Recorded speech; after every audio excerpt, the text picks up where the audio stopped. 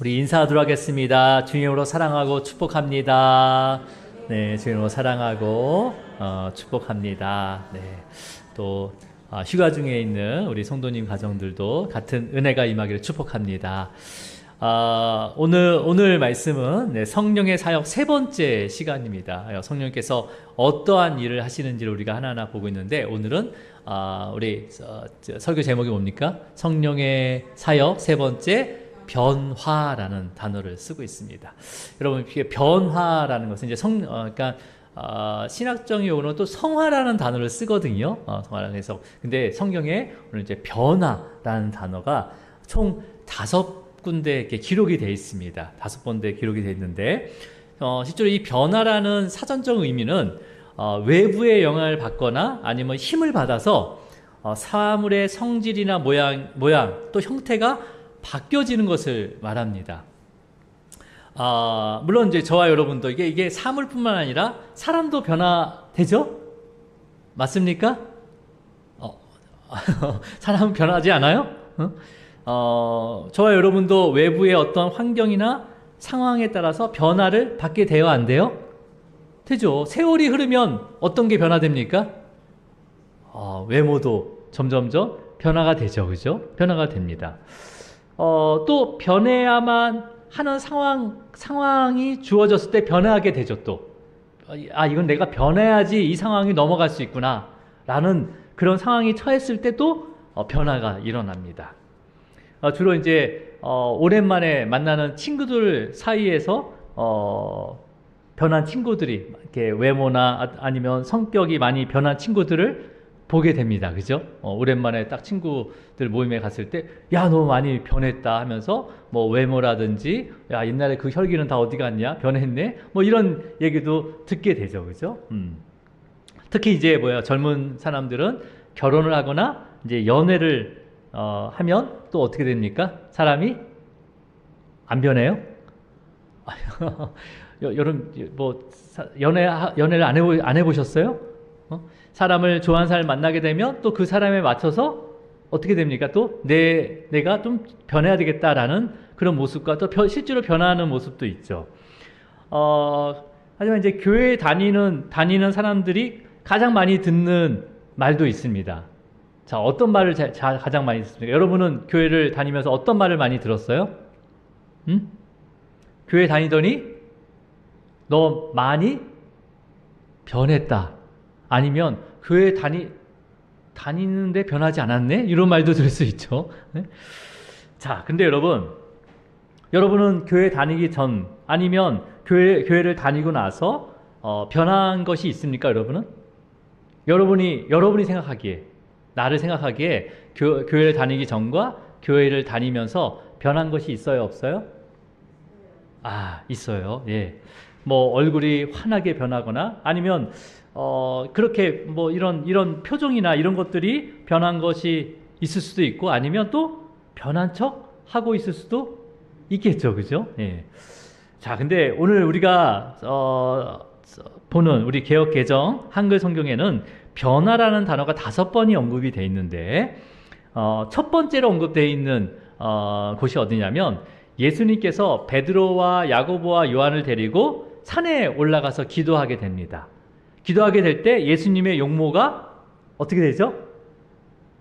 변형됐다. 마가복음에서는 변형됐다라고 하고, 누가복음에서는 변화되었다라고 이렇게 표현을 쓰고 있습니다. 그래서 그 옷이 아주 휘어져서 광채가 나는 것을 보았다라고 제자들이 보았다고 기록이 돼 있어요. 여기서 예수님의 용모가 변형되었다 할 때 이 변화라는 단어는 외부의 영향을 의해서, 외부의 힘이나 외부의 영향에 의해서 변화되는 것이 아니라 스스로 변화된 것을 얘기합니다. 그러니까 예수님께서 스스로 영광된 모습으로 변하신 거예요. 예, 바뀌신 거죠. 자, 근데 여러분, 그리고 이제 5번 중에 4번, 이 4번은 누가 어디서 사용됐냐면, 사울이었던 바울이 사용을 했습니다. 바울이. 그래서 오늘은 바울이 4번 사용했는데 두 번이 어디서 사용했는지를 알려드리고, 2번은 나중에 한번 찾아보시기 바랍니다. 여러분이 성경에서 바울이 기록한 서신서에 있습니다. 자, 우리 먼저 바울이 언제 변화라는 단어를 썼냐면 로마서 12장 2절 말씀 우리 한번 같이 읽어볼까요? 자, 로마서 12장 2절입니다. 시작. 너희는 이 세대를 본받지 말고 오직 마음을 새롭게 함으로 변화를 받아 하나님의 선하시고 기뻐하시고 온전하신 뜻이 무엇인지 분별하도록 하라. 자, 바울이 로마에 보내는 편지에서 뭐라고 변명하고 있습니까? 변화를 받으라 라고 하고 있죠. 그죠? 변화를 받으라. 그러니까 여러분, 내가 변하는 것이 아니라 변화를 받아야 된다는 거예요. 받아야 된다는 거예요. 그죠? 그래야지만이 하나님의 선하시고 기뻐하시고 온전한 뜻이 무엇인지를 분별할 수 있다는 거죠. 변화를 받지 못하면 하나님의 기뻐하시고 선하시고 기뻐하시고 온전한 뜻을 분별할 수 있다는 겁니까? 없다는 겁니까? 없는 거예요. 없는 거예요. 여러분, 변화를 받으시길 바랍니다. 그러면 여러분, 변화를 받기 위해서는 어떻게 해야 됩니까? 오늘 로마서 12장 2절에 보면 어떻게 되어 있습니까? 너 이 세대를 본받지 말고, 이 세대를 본받지 말래요. 그러면서 오직, 더 중요한 것은 오직 뭘 어떻게 하라고 합니까? 마음을 새롭게 함으로 라고 되어 있어요. 마음을 새롭게 함으로 변화를 받게 된다는 거죠. 그죠? 자, 근데 여러분, 근데 우리의 마음을 어떻게 하면 새롭게 할 수 있습니까? 여러분은 오늘 마음을 새롭게 하고 이 자리에 나오셨습니까? 아니면 무거운 마음으로, 아니면 내가 여러 가지의 어떤 그런 마음들이 여전히 남아있을 수 있잖아요. 그죠? 네. 근데 새롭게 해야 된대요. 변화를 받으려면. 근데 그 변화를 받아서 그래야지만이 하나님께서 하나님의 선하시고 기뻐하시고 온전한 뜻을 분별할 수 있다는 거예요. 자, 여러분, 우리가 새로운 마음을 가지려 해도 나도 내 마음을 모를 때가 있잖아요. 그죠? 그래서 여전히 나에게 악한 마음이 있는 것을 보게 되고, 또 시기하는 마음도 있고 질투하는 마음도 있고 탐심과 탐욕도 있어요, 없어요? 있어요. 그다음에 누구를 또 미워하고 또 싫어하는 마음도 있고 또 교만한 마음이 계속 생기기 때문에 내가 마음을 새롭게 할 수 있는 것은 불가능합니다. 맞습니까?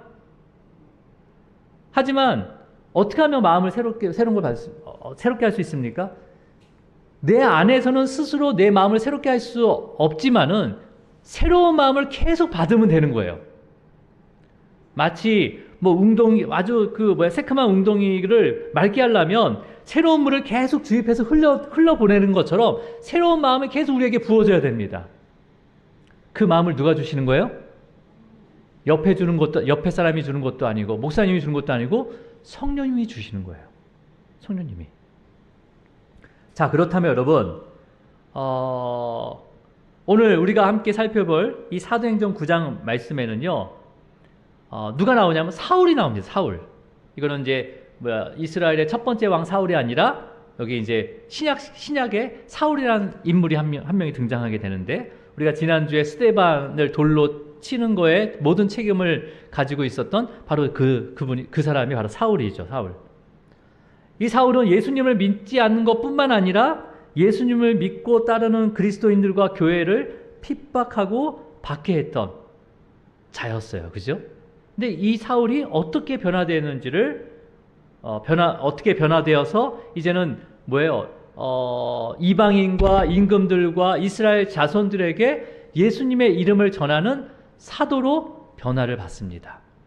자, 그러면 여러분, 사울은 어떤 자죠? 그 당시 유대교죠. 유대교를 가장 잘 섬기는 바리새인이었어요. 바리새인. 예. 그래서 율법을 너무나 많이 알고 있었죠. 율법을 너무나 잘 알고 있었고, 누구보다도 유대 전통과 율법에 대한 열정이 넘쳤던 사람이에요. 열심인 사람인 거죠. 이러한 사울의 그 종교적인 열정과 열심은요, 십자가 위에서 죽은 그 예수님이 어떤 자라고 여겼습니까? 나무 십자가에 매달려 죽은 예수님은 하나님의 저주를 받은 자다라고 믿었어요. 율법에 그렇게 기록되어 있으니까. 그러면서 자기를 하나님의 아들이라고 하면서 또 하나님이라고도 하니까 이거는 모독한 자다라고 여겼단 말이에요. 그래서 예수님을 믿고 따르는 그 그리스도인들과 교회를 이단이라고 정죄했어요. 유대교를 더럽히는 이단이다라고 하면서 그들을 픽박하기 시작한 거죠. 자, 여러분, 그렇기 때문에 아마 그 당시에 대부분의 유대인들은 사울을 굉장히 열심이다 막 이렇게 칭찬을 했을 거예요. 그죠? 심지어는 이 사울이 어떤 일까지 하냐면 대제사장에게 가서 다메섹에 있는 그리스도인들을 체포할 수 있는 남자든 여자든 체포할 수 있는 그런 공문까지 받게 됩니다. 여러분, 근데 이게 왜 이게 대단한 거냐면, 여러분, 그 당시에 대제사장은 사두개인이었어요. 원래 바리새인과 사두개인은 사실 계속해서 싸우고 서로 이렇게 원수지간이었어요.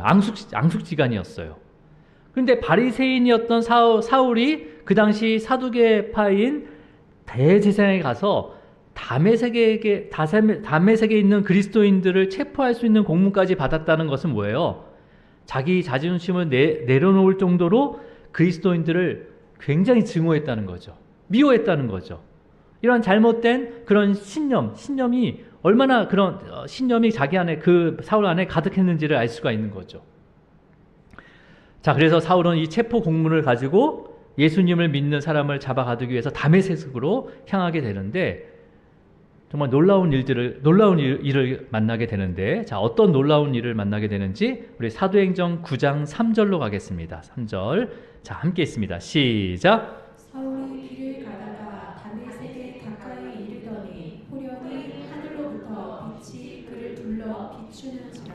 자, 지금 사울이 공문을 가지고 다메섹에 가까이 이제 도착을 했어요. 근데 그때 갑자기 그러니까 정말 예상할 수 없이 갑자기 하늘로부터 뭐가 내려옵니까? 빛이 이 그는 누구예요? 사울이죠. 사울을 둘러 비추는 거예요. 여기서 둘러 비쳤다는 것은 아예 사울을 덮었다는 거예요. 빛으로. 자, 근데 여러분, 이 사울을 덮은 빛이 얼마나 강렬했으면 사울은 그 앞에 완전히 엎드려지는 거죠. 우리도 갑자기 어두웠을 때 갑자기 그 앞에 차가 쌍라이트를 켜고 확 갑자기 오면 어떡합니까? 깜짝 놀래가 너무 어두워서 그냥 툭 숙이거나 막 그러잖아요. 그죠? 동물들도 갑자기 그 어두운 길에 차가 갑자기 오면 피하지 못하고 거기에 그냥 탁 멈춘다는 거예요. 그런 것처럼 지금 얼마나 강한 빛이 사울을 덮었는지 사울이 그 자리에 엎드리게 됩니다. 그리고 그 빛 가운데서 소리를 듣게 되는데 어떤 소리인지 우리 사도행전 9장 4절로 가겠습니다. 4절 시작. 땅에 엎드려져 들음에 소리가 있어 이르시되 사울아 네가 어찌하여 나를 박해하느냐 하시거늘. 지금 강한 빛에 사울이 엎드려졌어요. 그래서 빛 가운데 어떤 소리를 듣습니까? 사울아 내가 어찌하여 나를 박해하느냐라고 라는 소리를 듣게 되는 거죠. 여러분, 지금 사울은 어디를 향해 하고 있죠? 다메섹. 어떤 목적으로? 예수 그리스도의 가르침을 따라 사는 그리스도인들을 잡기 위해서 가고 있단 말이에요. 그들을 잡아서 박해하기 위해서 가고 있었는데 강한 빛이 사울을 덮더니 그 빛 가운데 사울아 내가 어찌하여 나를 박해하느냐라는 소리를 듣게 되는 거죠. 여기서 나는 누굽니까? 누구예요? 십자가 위에서 우리의 죄를 대신해서 십자가 위에서 죽으신 바로 예수님이죠. 근데 여러분, 사울이 그러면 누구의 음성을 들은 거예요? 예수님의 소리를 들었지만 이게 예수님의 소리인지 음성인지 알았을까요? 몰랐을까요? 몰랐어요. 그래서 다시 한번 물어봅니다. 주여, 누구십니까? 우리 5절로 가볼까요? 5절로 시작. 대답하되 주여 누구시니까 이르시되 나는 예수라. 여러분, 지금 사울이 지금 누구를 만나고 있는 거예요, 지금요? 부활하신 예수님이에요. 부활하신 예수님. 지금 사울은 하나님의 저주를 받아 나무에 매달려 죽었다고 믿고 있었는데 그 예수님이, 근데 그 예수님이 빛 가운데서 자신의 이름을 부르면서 왜 나를 박해하느냐라고 물으시는 거죠. 이분은 뭐예요? 죽었지만은 부활하셨다는 거죠. 부활하셨다는 거죠. 여러분, 사울이 이걸 듣고 더 놀란 것이 뭐였을까요? 지금 다메섹으로 그리스도의 도를 따라 살아가는 그 그리스도인들을 잡아 박해하려고 하고 있었는데 예수님이 뭐라고 얘기해요? 지금 누구를 박해하냐고요?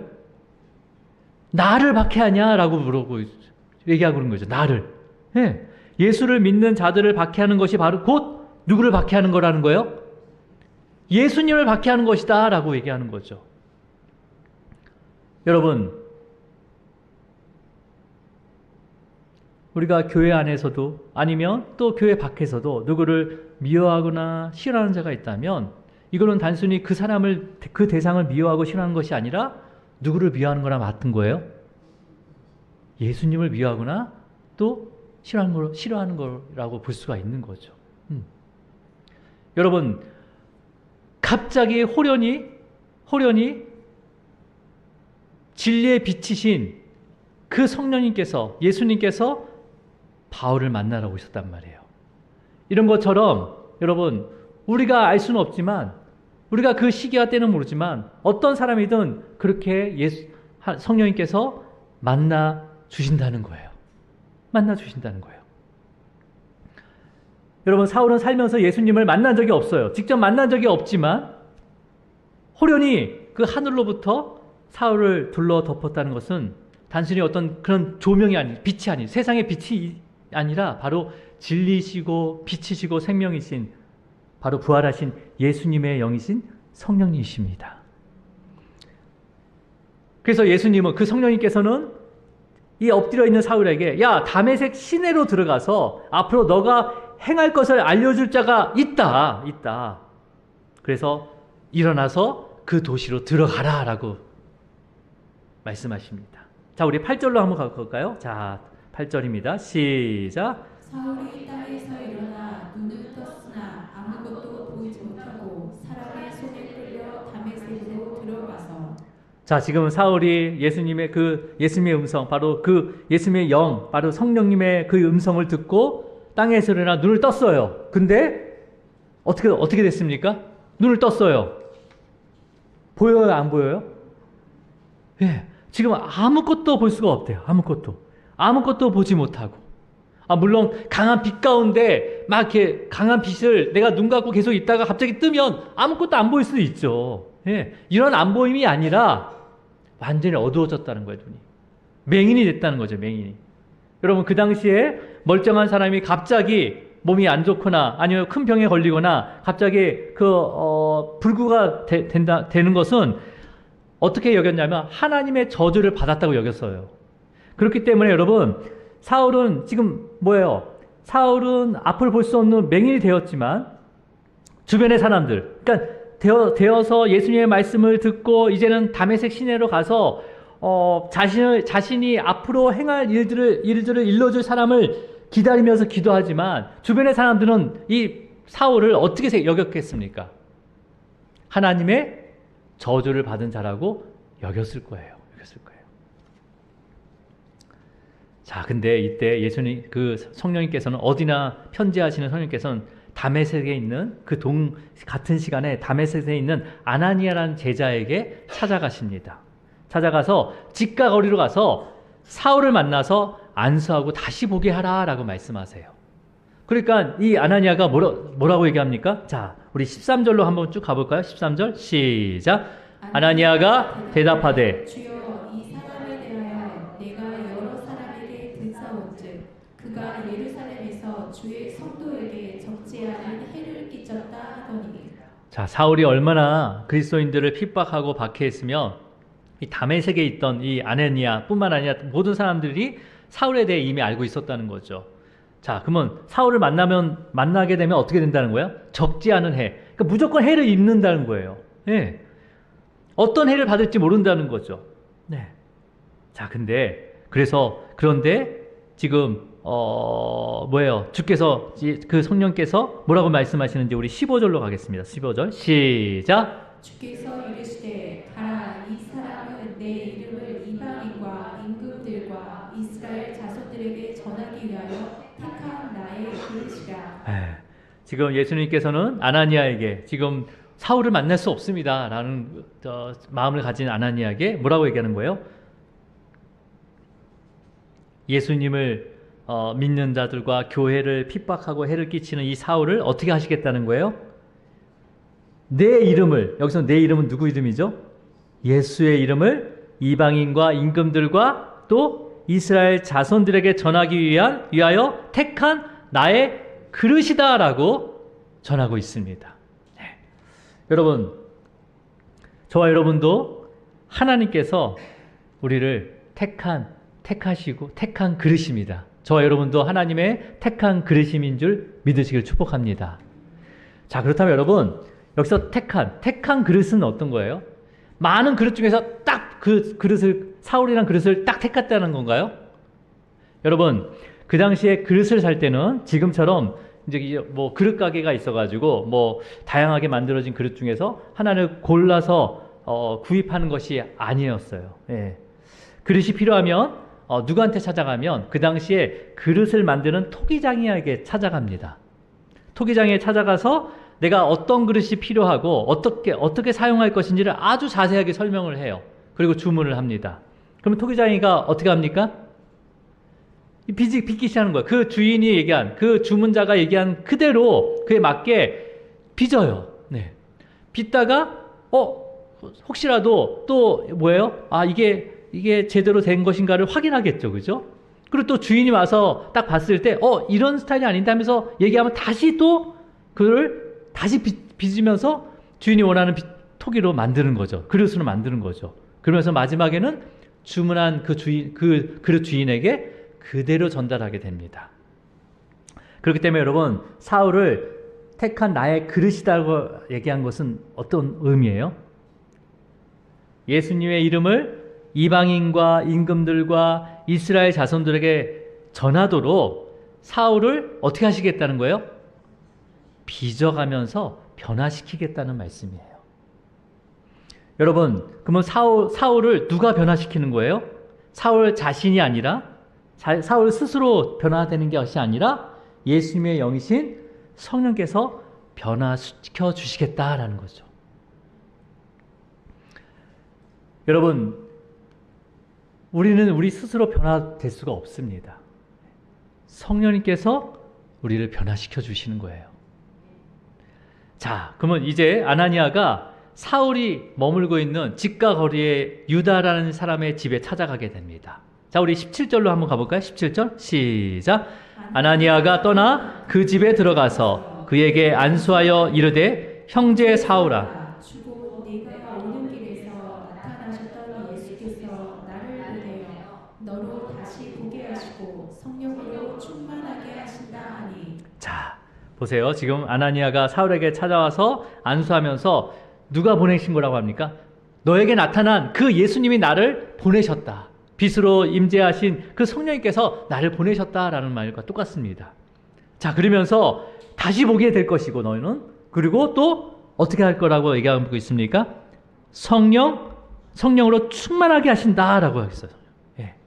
자, 우리 어떤 일이 일어나는지, 우리 안수를 받을 때, 아나니아의 안수를 받을 때 어떤 일이 일어나는지 우리 9장 18절로 갈까요? 시작. 즉시 사울의 눈에서 비늘 같은 것이 벗어져 다시 보게 된지라. 일어나 세례를 받고. 자, 어떤 일이 일어났습니까? 아나니아가 사울에게 찾아와서 나를 보내신 자는 바로 당신이 만났던 예수님이시다 라고 하면서 안수를 해요. 그러면서 어떻게 됩니까? 즉시 눈에서 비늘 같은 것이 어떻게 되고 있어요? 벗어졌대요. 비늘 같은 건 뭘까요? 비늘 같은 거, 비늘. 바로 허물입니다. 허물이 벗어지는 거예요. 허물이. 예. 자, 그러면서 어떻게 됩니까? 다시 보게 되고, 그리고 또 일어나서 어떻게 됩니까? 일어나서 세례를 받았대요. 세례를. 여러분 이 세례는 뭐예요? 바로 성령 세례입니다. 성령 세례. 그래서 이제 여러분 이제 사울이 이 시점부터 세상을 보고 판단하는 모든 기준이 어떻게 됩니까? 달라져요. 변화돼요. 그리고 성령으로 충만한 삶을 살게 됩니다. 성령 충만하니까 그 입에서 누구 이름이 나오는 거예요? 예수 이름이 나올 수밖에 없는 거예요. 그리고 또 사울은요, 자신이 결박하려고 했던 그 다메섹에 있는 그리스도인들에 의해서 음식을 공급받게 됩니다. 그리고 보살핌을 받고 육체적으로도 강건해지게 됩니다. 자, 여러분, 이제 말씀을 정리하도록 하겠습니다. 여러분, 성령의 역사는 우리가 예상치 못하는 방식으로 호련히 갑자기 우리의 삶에 찾아와 우리를 변화시키십니다. 예. 여러분, 예수님을 부인했던 자가 예수님을 전하게 되는 역사가 일어나고, 예수를 핍박하며 그 예수의 가르침을 따르는 그 그리스도인들, 남녀 불문하고 잡으려고 했던 자가 이제는 이방인과 임금들과 이스라엘 자손에게 예수님의 이름을 전하는 전도자로 변화되기 시작했습니다. 특히 여러분, 사울이 아나니아를 통해서 다시 보게 되고 성령으로 충만하게 된 것은 어떠한 율법으로도 이룰 수 없는 기적이었어요. 그죠? 그러니까 사람을 변화시키는 것은 율법의 능력이 아니라 예수님의 능력, 바로 성령의 능력밖에 없습니다. 여러분, 성령이 임하고 성령으로 충만함을 받는다는 것은 외적으로만 변하는 것이 아니라 그 삼위 하나님께서요, 우리의 인생을 포기하지 않고 인도하시고 있고 보호하시고 있고 지키시고 있다는 것을 온전히 믿음으로, 그 믿음으로 어떠한 상황 속에서도 주 안에서 자유함과 평안함과 또 안식과 부유함을 누리는 마음의 그 새로움을 이야기하고 있습니다. 그러니까 이러한 마음의 새로움이 바로 성령 충만함을 받은 자의 변화된 모습이에요. 여러분, 이 성령으로 충만하게 되면 어떻게 됩니까? 무엇을 먹을까 입을까? 이런 것, 또 세상적인 그런 염려와 죽음까지도 두려워하지 않게 됩니다. 그리고 그 죽음 앞에서도 지금 주님께서 무엇을 원하시는지, 주님께서 기뻐하시는 것이 무엇인지를 알고자 애쓰면서 또 주님의 뜻에 순종하고자 하는 그 마음이 바로 성령으로 충만한 모습입니다. 여러분, 그 당시에 어느 누구도 사울이 그리스도인이 될 거라고 믿은 사람이 있습니까? 없습니까? 사울 자신조차도 예수님을 하나님의 저주를 받은 자라고 믿었고 또 신성모독한 자로 믿었기 때문에 열심을 내어서 그 그리스도인들과 교회를 핍박하고 박해한 자였어요. 절대 스스로 변화될 수 없는 자입니다. 이렇게 절대 변화될 수 없는 사울을 바울로 변화시켜 주신 분이 바로 예수님의 영이신 바로 성령님이십니다. 네. 여러분, 사울을 바울로 변화시킨 이 성령의 사역은 지금 이 시간에도 우리의 삶 속에서 계속해서 역사하고 계심을 믿으시기를 축복합니다. 제가 지난 주간 이제 중고청 교단 연합수련을 갔다 왔는데 마지막 시간에 이렇게 자기가 이제 수련회에 대한 그런 어떤 그 느낀 점을 이렇게 기록하고 발표하는 시간이 있었어요. 근데 뭐 다른 교회 청년이었는데 어떨 때는 이제 학생으로 참석하다가 또 교사로 참석하게 된 21살짜리도 있었고 또 처음 교회에 출석한 지 얼마 안 됐는데 한 달도 안 됐는데 친구 따라서 지금 수련회에 온 친구도 있었고. 근데 놀라운 것은 이게 각각의 그 은혜 받는 시기가 다르다는 거예요. 어떤 분은 4번째 와서 정말 하나님의 은혜를 받았다는 얘기를 하는 사람도 있고, 어떤 친구는 처음 교회 하는데 그 찬양이 어떤 의미인지 모르지만 마음을 너무나 평안하게 하고, 또 목사님이 말씀하시는 게 다 이게 이해가 된다는 거예요. 이해가 된다는 거예요. 여러분, 그곳에 성령이 임하셨죠. 예. 근데 그는 각각의 사람에 따라 갑자기 호련히 임재해서 변화시키고 계시는 거죠. 그때는 우리가 모르는 거죠. 여러분, 변화를 받은 이 사울은요, 자신의 이름을 사울에서 바울로 바꿉니다. 바울은 그리스도 로마식 이름이에요. 그러니까 이방인들과 임금들과 또 그 흩어진 이스라엘 자손에게 예수의 이름을 전하기 위해서 이름까지 바꾸는 거예요, 지금. 그러면서 편지를 보내게 되는데, 이 변화라는 단어를 사용된 성경 구절이 있습니다. 어느 구절이냐면, 바울이 어떤 교회에 편지를 보내게 되는데, 그 교회가 정말 변화를 받았으면 하는 그런 교회예요. 어떤 교회일까요? 바울이 보낸 편지 중에서, 교회에 보낸 편지 중에서 어떤 교회가 가장 변화가 있어야 된다고 생각한 교회가 있을 텐데, 어떤 교회인 것 같아요? 가장 문제가 많았던 교회? 네, 고린도 교회, 골 때리는 교회. 자, 우리 한번 고린도 교회에 보내는 두 번째 편지 3장 18절 읽고 말씀을 마치도록 하겠습니다. 자, 함께 읽습니다. 시작. 우리가 다 수건을 벗은 얼굴로 거울을 보는 것 같이 주의 영광을 보매 그와 같은 형상으로 변화하여 영광에서 영광에 이르니 곧 주의 영으로 말미암음이니라. 자, 지금 여러분, 바울은 그와 같은 형상으로 변화하여라고 했어요. 그러니까 여러분, 변화가 그냥 아무렇게나 변화되는 것이 아니라 기준이 있는 거예요. 누구와 같은 형상? 그와 같은 형상. 바로 주님의 형상, 바로 하나님의 그 형상처럼 변화되어야 된다는 거죠. 근데 하나님의 형상을 볼 수 없지만 우리는 하나님의 그 인격으로 변화받아야 되는 거죠. 그죠? 그래서 여러분, 그와 같은 형상으로 변화되는 것은 자신의 어떤 능력이나 노력이나 지식이나 열심이 아니라 무엇으로 말미암아 변화된다고 얘기하고 있습니까? 마지막에 곧 주의 영으로 말미암으니라.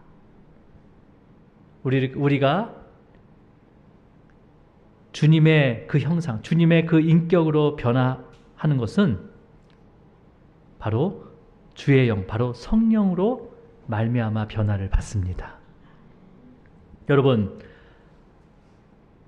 사울이 다메섹으로 가는 길에 정말 갑자기 성령의 빛이 임하고 예수님의 음성을 듣고 자신이 주님을 핍박했음을 깨달았듯이 지금도 성령님께서는요, 어두워진 우리 마음속에 비추시고 계십니다.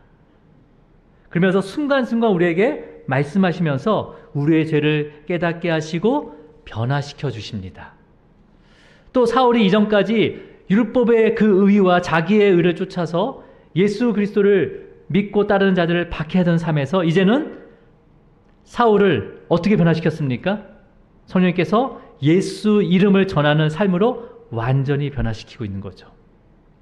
여러분, 아무리 악하고 완고하고 교만하고 하나님을 대적하던 자들도 성령께서 변화시킬 수 있습니다. 믿으십니까? 여러분은 어떻게 변화되고 있습니까? 아니면 변화시키는 그 성령님을 거역하고 순종하지 않은 건 아닌지 한번 내 삶을 돌아보시기 바랍니다. 물론 성령님께서 우리를 변화시키고 있지만은 여전히 우리에게는 변화해야 할 부분이 많이 있습니다. 그죠? 여러분, 주님의 형상대로, 주님의 그 인격대로 더 다듬어져야 할 분이 얼마나 많이 있겠어요? 우린 계속해서 변화돼야 되는 거예요. 계속해서 성화돼야 되는 거죠. 또 내가 변화되었다고 생각했는데 여전히 또 변화되지 못한 부분이 발견되기도 합니다. 발견되기도 해요. 여러분, 주변에 이렇게 바라보면 왜 저 사람은 변하지 않지? 가족 간에서도 이제 변할 때가 됐는데, 우리 자녀들도 변할 때가 됐는데 왜 안 변하지? 내가 변하는 게 아니에요. 내가 변하게 하는 게 아니라는 거예요. 누가 하시는 거예요? 그 변화는? 성령께서 하시는 거예요. 그래서 우리 기도가 어떤 기도가 됩니까? 주님, 저를 먼저 변화시켜 주시옵소서. 성령님, 나를 변화시켜 주시옵소서. 성령으로 충만하게 하여 주시옵소서. 우리 한번 이 시간 한번 크게 간구하길 바랍니다. 주님, 저를 변화시켜 주시옵소서. 별로 변하고 싶은 마음이 아닌 것 같아요. 주님, 저를 변화시켜 주시옵소서. 성령으로 충만하게 하여 주시옵소서. 주님의 뜻에 기쁘게 순종하여 주시옵소서.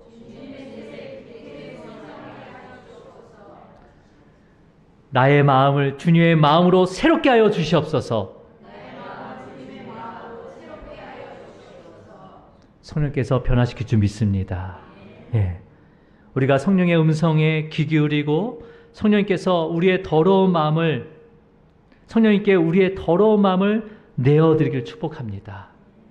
성령께서는 우리의 모든 삶을 늘 새롭게 빚어가시면서 주님의 그 이름을 위해서 우리의 모든 삶을 또 드리기를 주님으로 축원합니다. 기도하겠습니다. 주님 아버지 감사합니다.